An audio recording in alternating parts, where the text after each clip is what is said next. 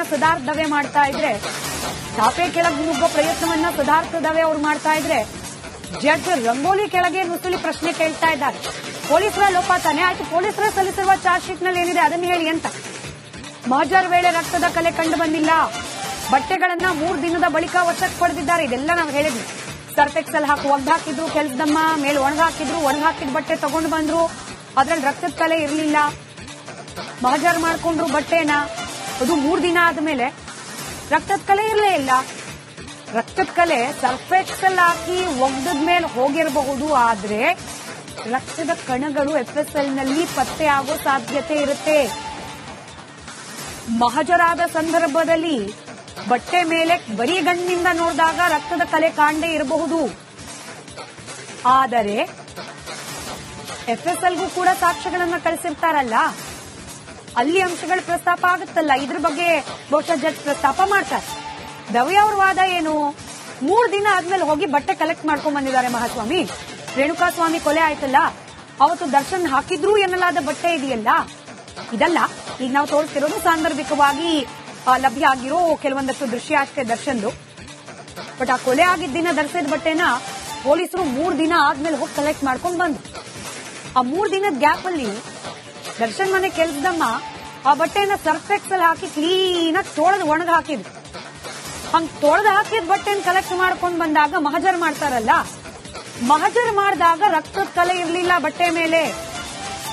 Surf Excel advertisement ಅಲ್ಲಿ ತೋರಿಸ್ತಾರಲ್ಲ ಕಲೆ ಎಲ್ಲ ಹೋಗುತ್ತೆ ಅಂತ, ಹಂಗೆ ಹೋಗಿರಬಹುದು, ಸಾಮಾನ್ಯ ಅನಿಸಿಕೆ. ಜಡ್ಜ್ ಇದನ್ನ ಪರಿಗಣಿಸ್ತಾರ, ಕಾದ್ ನೋಡ್ಬೇಕಾಗಿತ್ತು. 3 ದಿನದ ಬಳಿಕ ಬಟ್ಟೆ ಒಗೆದು ಒಣಗ ಹಾಕಿದ್ದನ್ನ ತಗೊಂಡು ಬಂದು ಮಹಜರ್ ಮಾಡಿದ್ರು. ಮಹಜರ್ ಮಾಡಿದಾಗ ಆ ಬಟ್ಟೆಯಲ್ಲಿ ರಕ್ತದ ಕಲೆ ಇರಲಿಲ್ಲ. ಇದು ಸಿದ್ಧಾರ್ಥ ದವೆ ಅವರ ವಾದ. ಅಂದ್ರೇನು, ಬಟ್ಟೆ ಮೇಲೆ ರಕ್ತದ ಕಲೆ ಇಲ್ಲ ಅಂತಂದ್ರೆ ದರ್ಶನ್ ಕೊಲೆ ಮಾಡಲಿಲ್ಲ ಅಂತ ಹೇಳಿ ಒಪ್ಪಬೇಕಾ, ಗೊತ್ತಿಲ್ಲ. ಮತ್ತೊಮ್ಮೆ ಹೈಕೋರ್ಟ್ ಜಾಮೀನು ತೀರ್ಪಿಗೆ ಇದೀಗ ಸುಪ್ರೀಂ ಕೋರ್ಟ್ ಅಸಮಾಧಾನ ವ್ಯಕ್ತಪಡಿಸ್ತಾ ಇದೆ. ಆದೇಶ ನೀಡಿರುವ ರೀತಿ ನಮಗೆ ನೋವುಂಟು ಮಾಡಿದೆ. ಟ್ರಯಲ್ ಕೋರ್ಟ್ ಜಡ್ಜ್ ತಪ್ಪು ಮಾಡ್ತಾರೆ ಅಂದ್ರೆ ನಂಬಬಹುದು, ಆದ್ರೆ ಹೈಕೋರ್ಟ್ ಜಾಮೀನಿನ ತೀರ್ಪಿನ ಬಗ್ಗೆ ಸುಪ್ರೀಂ ಕೋರ್ಟ್ ಅಸಮಾಧಾನ. ನ್ಯಾಯಬದ್ಧ, ಅದನ್ನು ಸರಿಯಾಗಬೇಕು, ನ್ಯಾಯಬದ್ಧವಾಗಿ ವಿವೇಚನೆಯನ್ನ ಬಳಸಿ ಆದೇಶವನ್ನ ನೀಡಿದಂತೆ ನಮಗೆ ಕಾಣ್ತಾ ಇಲ್ಲ. ಈ ಲೋವರ್ ಕೋರ್ಟ್ಗಳು, ಟ್ರಯಲ್ ಕೋರ್ಟ್ಗಳು ಅಂದ್ರೆ ವಿಚಾರಣೆ ಕೋರ್ಟ್ಗಳಂತ ಇಲ್ಲಿ ಏನು ಪ್ರತ್ಯೇಕವಾಗಿರುತ್ತೆ, ಆ ಕೋರ್ಟ್ನಲ್ಲಿ ಲೋಪದೋಷ ಆಗಬಹುದೇನು, ಆದ್ರೆ ಹೈಕೋರ್ಟ್ನಲ್ಲಿ ಒಂದು ತೀರ್ಪು ನೀಡಲಿಕ್ಕೆ ಮುಂಚೆ ವಿವೇಚನೆ ಬಳಸಬೇಕಲ್ಲ. ಆದ್ರೆ ಯಾಕೋ ನ್ಯಾಯಬದ್ಧವಾಗಿ ವಿವೇಚನೆಯನ್ನ ಬಳಸಿ ತೀರ್ಪು ನೀಡಿದಂಗೆ ನಮಗೆ ಕಾಣ್ತಾ ಇಲ್ಲ ಅಂತ ಹೇಳಿ ಹೈಕೋರ್ಟ್ನ ತೀರ್ಪಿನ ಬಗ್ಗೆ ಮತ್ತೊಮ್ಮೆ ಅಸಮಾಧಾನವನ್ನ ವ್ಯಕ್ತಪಡಿಸಿದ್ದಾರೆ ಸುಪ್ರೀಂ ಕೋರ್ಟ್ನ ನ್ಯಾಯಮೂರ್ತಿಗಳು. ಅಲ್ಲಿಗೆ ದರ್ಶನ್ ಅವರ ಹಾರ್ಟ್ ಬೀಟ್, ಅವ್ರ ಪಕ್ಕದಲ್ಲಿ ಯಾರಾದರೂ ಇದ್ರೆ ಚೆಕ್ ಮಾಡಬೇಕು, ಪಲ್ಸ್ ರೇಟ್ ಚೆಕ್ ಮಾಡಬೇಕು. ಹೆಚ್ಚಾಗಿರೋ ಎಲ್ಲಾ ಸಾಧ್ಯತೆಗಳು ಕೂಡ ಇದೆ. ಕ್ಷಣದ ಅಪ್ಡೇಟ್ ಅನ್ನ ರಿಪಬ್ಲಿಕ್ ಕನ್ನಡದಲ್ಲಿ ಗಮನಿಸ್ತಾ ಇದ್ದೀರಿ. ಹೈಕೋರ್ಟ್ ನಡೆಸಿರುವ ವಿಚಾರಣೆ ಹಾಗೆ ಕೊಟ್ಟಿರುವ ಆದೇಶದ ಬಗ್ಗೆ ಅಸಮಾಧಾನವನ್ನ ಪದೇ ಪದೇ ಸುಪ್ರೀಂ ಕೋರ್ಟ್ ವ್ಯಕ್ತಪಡಿಸ್ತಾ ಇದೆ. ಹೈಕೋರ್ಟ್ನ ಜಾಮೀನು ತೀರ್ಪಿನ ಬಗ್ಗೆ ಅಸಮಾಧಾನವನ್ನ ವ್ಯಕ್ತಪಡಿಸಿದ್ದಾರೆ. ಸುಪ್ರೀಂ ಕೋರ್ಟ್ನ ನ್ಯಾಯವನ್ನ ಸಿದ್ಧಾರ್ಥ ದವೆ ಮಾಡ್ತಾ ಇದ್ರೆ, ಚಾಪೆ ಕೆಳಗೆ ನುಗ್ಗೋ ಪ್ರಯತ್ನವನ್ನ ಸಿದ್ಧಾರ್ಥ ದವೆ ಅವರು ಮಾಡ್ತಾ ಇದ್ರೆ, ಜಡ್ಜ್ ರಂಗೋಲಿ ಕೆಳಗೆ ನುಸುಳಿ ಪ್ರಶ್ನೆ ಕೇಳ್ತಾ ಇದ್ದಾರೆ. ಪೊಲೀಸರ ಲೋಪ ತಾನೆ, ಆಯ್ತು ಪೊಲೀಸರ ಸಲ್ಲಿಸಿರುವ ಚಾರ್ಜ್ ಶೀಟ್ ನಲ್ಲಿ ಏನಿದೆ ಅದನ್ನ ಹೇಳಿ ಅಂತ. ಮಹಜರ್ ವೇಳೆ ರಕ್ತದ ಕಲೆ ಕಂಡು ಬಂದಿಲ್ಲ, ಬಟ್ಟೆಗಳನ್ನ 3 ದಿನದ ಬಳಿಕ ವಶಕ್ಕೆ ಪಡೆದಿದ್ದಾರೆ. ಇದೆಲ್ಲ ನಾವು ಹೇಳಿದ್ವಿ. ಸರ್ಫೆಕ್ಸಲ್ ಹಾಕಿ ಒಗ್ದಾಕಿದ್ರು, ಕೆಲಸದಮ್ಮ ಮೇಲೆ ಒಣಗಾಕಿದ್ರು, ಒಣಗಾಕಿದ ಬಟ್ಟೆ ತಗೊಂಡು ಬಂದ್ರು, ಅದ್ರಲ್ಲಿ ರಕ್ತದ ಕಲೆ ಇರಲಿಲ್ಲ. ಮಹಜರ್ ಮಾಡ್ಕೊಂಡ್ರು ಬಟ್ಟೆನ, ಅದು 3 ದಿನ ಆದ್ಮೇಲೆ ರಕ್ತದ ಕಲೆ ಇರಲೇ ಇಲ್ಲ. ರಕ್ತದ ಕಲೆ ಸರ್ಫೆಕ್ಸಲ್ ಹಾಕಿ ಒಗ್ದದ ಮೇಲೆ ಹೋಗಿರಬಹುದು, ಆದ್ರೆ ರಕ್ತದ ಕಣಗಳು ಎಫ್ಎಸ್ಎಲ್ ನಲ್ಲಿ ಪತ್ತೆ ಆಗೋ ಸಾಧ್ಯತೆ ಇರುತ್ತೆ. ಮಹಜರಾದ ಸಂದರ್ಭದಲ್ಲಿ ಬಟ್ಟೆ ಮೇಲೆ ಬರೀ ಗಣ್ಣಿಂದ ನೋಡಿದಾಗ ರಕ್ತದ ಕಲೆ ಕಾಣದೇ ಇರಬಹುದು, ಆದರೆ ಎಫ್ಎಸ್ಎಲ್ಗೂ ಕೂಡ ಸಾಕ್ಷ್ಯಗಳನ್ನ ಕಳಿಸಿರ್ತಾರಲ್ಲ, ಅಲ್ಲಿ ಅಂಶಗಳ ಪ್ರಸ್ತಾಪ ಆಗುತ್ತಲ್ಲ. ಇದ್ರ ಬಗ್ಗೆ ಬಹುಶಃ ಜಡ್ಜ್ ಪ್ರಸ್ತಾಪ ಮಾಡ್ತಾರೆ. ದವೆ ಅವ್ರ ವಾದ ಏನು, 3 ದಿನ ಆದ್ಮೇಲೆ ಹೋಗಿ ಬಟ್ಟೆ ಕಲೆಕ್ಟ್ ಮಾಡ್ಕೊಂಡ್ ಬಂದಿದ್ದಾರೆ ಮಹಾಸ್ವಾಮಿ. ರೇಣುಕಾಸ್ವಾಮಿ ಕೊಲೆ ಆಯ್ತಲ್ಲ, ಅವತ್ತು ದರ್ಶನ್ ಹಾಕಿದ್ರು ಎನ್ನಲಾದ ಬಟ್ಟೆ ಇದೆಯಲ್ಲ, ಇದಲ್ಲ ಈಗ ನಾವು ತೋರಿಸ್ತಿರೋದು ಸಾಂದರ್ಭಿಕವಾಗಿ ಲಭ್ಯ ಆಗಿರೋ ಕೆಲವೊಂದಷ್ಟು ದೃಶ್ಯ ಅಷ್ಟೇ ದರ್ಶನ್ದು. ಬಟ್ ಆ ಕೊಲೆ ಆಗಿದ್ದ ದಿನ ಧರಿಸಿದ ಬಟ್ಟೆನ ಪೊಲೀಸರು 3 ದಿನ ಆದ್ಮೇಲೆ ಹೋಗಿ ಕಲೆಕ್ಟ್ ಮಾಡ್ಕೊಂಡ್ ಬಂದ್ರು. ಆ 3 ದಿನದ ಗ್ಯಾಪ್ ಅಲ್ಲಿ ದರ್ಶನ್ ಮನೆ ಕೆಲ್ಸದಮ್ಮ ಆ ಬಟ್ಟೆನ ಸರ್ಫ್ ಎಕ್ಸೆಲ್ ಹಾಕಿ ಕ್ಲೀನ್ ಆಗಿ ತೊಳೆದು ಒಣಗ ಹಾಕಿದ್ರು. ಹಂಗ್ ತೊಳೆದು ಹಾಕಿದ ಬಟ್ಟೆನ ಕಲೆಕ್ಟ್ ಮಾಡ್ಕೊಂಡ್ ಬಂದಾಗ ಮಹಜರ್ ಮಾಡ್ತಾರಲ್ಲ, ಮಹಜರ್ ಮಾಡಿದಾಗ ರಕ್ತದ ಕಲೆ ಇರ್ಲಿಲ್ಲ ಬಟ್ಟೆ ಮೇಲೆ. ಸರ್ಫ್ ಎಕ್ಸೆಲ್ ಅಡ್ವರ್ಟೈಸ್ಮೆಂಟ್ ಅಲ್ಲಿ ತೋರಿಸ್ತಾರಲ್ಲ ಕಲೆ ಎಲ್ಲ ಹೋಗುತ್ತೆ ಅಂತ, ಹಂಗೆ ಹೋಗಿರಬಹುದು. ಸಾಮಾನ್ಯ ಅನಿಸಿಕೆ. ಜಡ್ಜ್ ಇದನ್ನ ಪರಿಗಣಿಸ್ತಾರ? ಕಾದ್ ನೋಡ್ಬೇಕಾಗಿದೆ. 3 ದಿನದ ಬಳಿಕ ಬಟ್ಟೆ ಒಗೆದು ಒಣ ಹಾಕಿದ್ದನ್ನ ತಗೊಂಡು ಬಂದು ಮಹಜರ್ ಮಾಡಿದ್ರು. ಮಹಜರ್ ಮಾಡಿದಾಗ ಆ ಬಟ್ಟೆಲಿ ರಕ್ತದ ಕಲೆ ಇರಲಿಲ್ಲ. ಇದು ಸಿದ್ಧಾರ್ಥದ ವ್ಯವಹಾರವಾದ. ಅಂದ್ರೇನು? ಬಟ್ಟೆ ಮೇಲೆ ರಕ್ತದ ಕಲೆ ಇಲ್ಲ ಅಂತಂದ್ರೆ ದರ್ಶನ್ ಕೊಲೆ ಮಾಡಲಿಲ್ಲ ಅಂತ ಹೇಳಿ ಒಪ್ಪಬೇಕಾ? ಗೊತ್ತಿಲ್ಲ. ಮತ್ತೊಮ್ಮೆ ಹೈಕೋರ್ಟ್ ಜಾಮೀನು ತೀರ್ಪಿಗೆ ಇದೀಗ ಸುಪ್ರೀಂ ಕೋರ್ಟ್ ಬೇಸರ ಅಸಮಾಧಾನ ವ್ಯಕ್ತಪಡಿಸ್ತಾ ಇದೆ. ಆದೇಶ ನೀಡಿರುವ ರೀತಿ ನಮಗೆ ನೋವುಂಟು ಮಾಡಿದೆ. ಟ್ರಯಲ್ ಕೋರ್ಟ್ ಜಡ್ಜ್ ತಪ್ಪು ಮಾಡ್ತಾರೆ ಅಂದ್ರೆ ನಂಬಬಹುದು, ಆದ್ರೆ ಹೈಕೋರ್ಟ್ ಜಾಮೀನಿನ ತೀರ್ಪಿನ ಬಗ್ಗೆ ಸುಪ್ರೀಂ ಕೋರ್ಟ್ ಅಸಮಾಧಾನ. ನ್ಯಾಯಬದ್ಧ, ಅದೊಂದು ಸರಿಯಾಗಬೇಕು. ನ್ಯಾಯಬದ್ಧವಾಗಿ ವಿವೇಚನೆಯನ್ನ ಬಳಸಿ ಆದೇಶವನ್ನ ನೀಡಿದಂತೆ ನಮಗೆ ಕಾಣ್ತಾ ಇಲ್ಲ. ಈ ಲೋವರ್ ಕೋರ್ಟ್ಗಳು, ಟ್ರಯಲ್ ಕೋರ್ಟ್ಗಳು ಅಂದ್ರೆ ವಿಚಾರಣೆ ಕೋರ್ಟ್ಗಳಂತ ಏನು ಪ್ರತ್ಯೇಕವಾಗಿರುತ್ತೆ, ಆ ಕೋರ್ಟ್ನಲ್ಲಿ ಲೋಪದೋಷ ಆಗಬಹುದೇನು. ಆದ್ರೆ ಹೈಕೋರ್ಟ್ನಲ್ಲಿ ಒಂದು ತೀರ್ಪು ನೀಡಲಿಕ್ಕೆ ಮುಂಚೆ ವಿವೇಚನೆ ಬಳಸಬೇಕಲ್ಲ.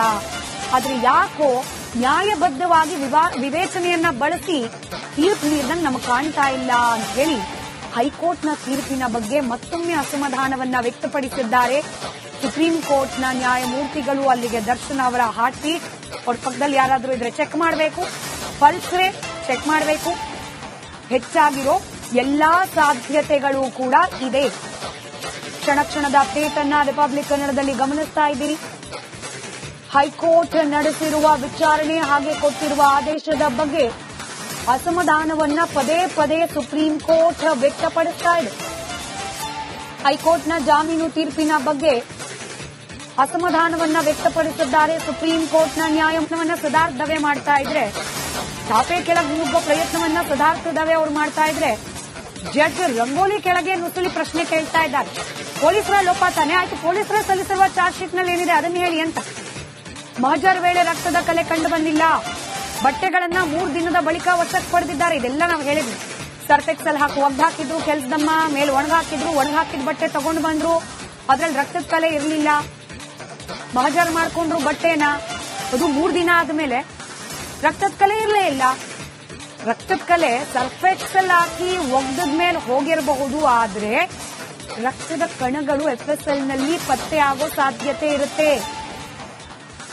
ಮಹಜರಾದ ಸಂದರ್ಭದಲ್ಲಿ ಬಟ್ಟೆ ಮೇಲೆ ಬರೀ ಗಣ್ಣಿಂದ ನೋಡಿದಾಗ ರಕ್ತದ ಕಲೆ ಕಾಣದೇ ಇರಬಹುದು, ಆದರೆ ಎಫ್ಎಸ್ಎಲ್ಗೂ ಕೂಡ ಸಾಕ್ಷ್ಯಗಳನ್ನ ಕಳಿಸಿರ್ತಾರಲ್ಲ, ಅಲ್ಲಿ ಅಂಶಗಳು ಪ್ರಸ್ತಾಪ ಆಗುತ್ತಲ್ಲ. ಇದ್ರ ಬಗ್ಗೆ ಬಹುಶಃ ಜಡ್ಜ್ ಪ್ರಸ್ತಾಪ ಮಾಡ್ತಾರೆ. ದವೆ ಅವ್ರ ವಾದ ಏನು? 3 ದಿನ ಆದ್ಮೇಲೆ ಹೋಗಿ ಬಟ್ಟೆ ಕಲೆಕ್ಟ್ ಮಾಡ್ಕೊಂಡ್ ಬಂದಿದ್ದಾರೆ ಮಹಾಸ್ವಾಮಿ.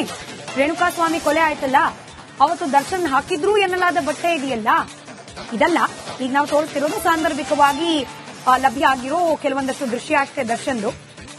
ಬಟ್ ಆ ಕೊಲೆ ಆಗಿದ್ದ ದಿನ ಧರಿಸಿದ ಬಟ್ಟೆನ ಪೊಲೀಸರು 3 ದಿನ ಆದ್ಮೇಲೆ ಹೋಗಿ ಕಲೆಕ್ಟ್ ಮಾಡ್ಕೊಂಡ್ ಬಂದ್ರು. ಆ 3 ದಿನದ ಗ್ಯಾಪ್ ಅಲ್ಲಿ ದರ್ಶನ್ ಮನೆ ಕೆಲ್ಸದಮ್ಮ ಆ ಬಟ್ಟೆನ ಸರ್ಫ್ ಎಕ್ಸೆಲ್ ಹಾಕಿ ಕ್ಲೀನ್ ಆಗಿ ತೊಳೆದು ಒಣಗ ಹಾಕಿದ್ರು. ಹಂಗ್ ತೊಳೆದು ಹಾಕಿದ ಬಟ್ಟೆನ ಕಲೆಕ್ಟ್ ಮಾಡ್ಕೊಂಡ್ ಬಂದಾಗ ಮಹಜರ್ ಮಾಡ್ತಾರಲ್ಲ, ಮಹಜರ್ ಮಾಡಿದಾಗ ರಕ್ತದ ಕಲೆ ಇರಲಿಲ್ಲ ಬಟ್ಟೆ ಮೇಲೆ.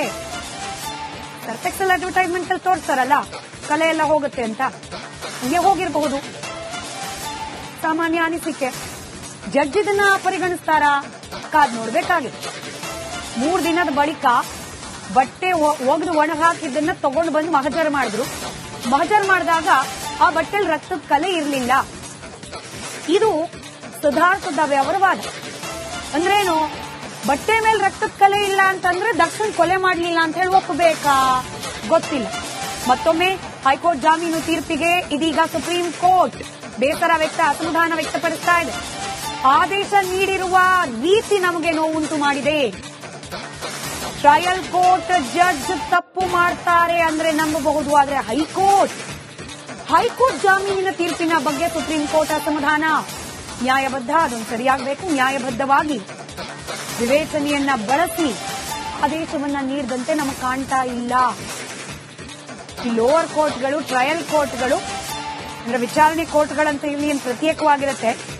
ಆ ಕೋರ್ಟ್ನಲ್ಲಿ ಲೋಪದೋಷ ಆಗಬಹುದೇನು, ಆದ್ರೆ ಹೈಕೋರ್ಟ್ನಲ್ಲಿ ಒಂದು ತೀರ್ಪು ನೀಡಲಿಕ್ಕೆ ಮುಂಚೆ ವಿವೇಚನೆ ಬಳಸಬೇಕಲ್ಲ. ಆದ್ರೆ ಯಾಕೋ ನ್ಯಾಯಬದ್ಧವಾಗಿ ವಿವೇಚನೆಯನ್ನ ಬಳಸಿ ತೀರ್ಪು ನೀಡಿದಂಗೆ ನಮಗೆ ಕಾಣ್ತಾ ಇಲ್ಲ ಅಂತ ಹೇಳಿ ಹೈಕೋರ್ಟ್ನ ತೀರ್ಪಿನ ಬಗ್ಗೆ ಮತ್ತೊಮ್ಮೆ ಅಸಮಾಧಾನವನ್ನ ವ್ಯಕ್ತಪಡಿಸಿದ್ದಾರೆ ಸುಪ್ರೀಂ ಕೋರ್ಟ್ನ ನ್ಯಾಯಮೂರ್ತಿಗಳು. ಅಲ್ಲಿಗೆ ದರ್ಶನ್ ಅವರ ಹಾರ್ಟ್ ಬೀಟ್, ಅವ್ರ ಪಕ್ಕದಲ್ಲಿ ಯಾರಾದರೂ ಇದ್ರೆ ಚೆಕ್ ಮಾಡಬೇಕು, ಪಲ್ಸ್ ರೇಟ್ ಚೆಕ್ ಮಾಡಬೇಕು. ಹೆಚ್ಚಾಗಿರೋ ಎಲ್ಲಾ ಸಾಧ್ಯತೆಗಳು ಕೂಡ ಇದೆ.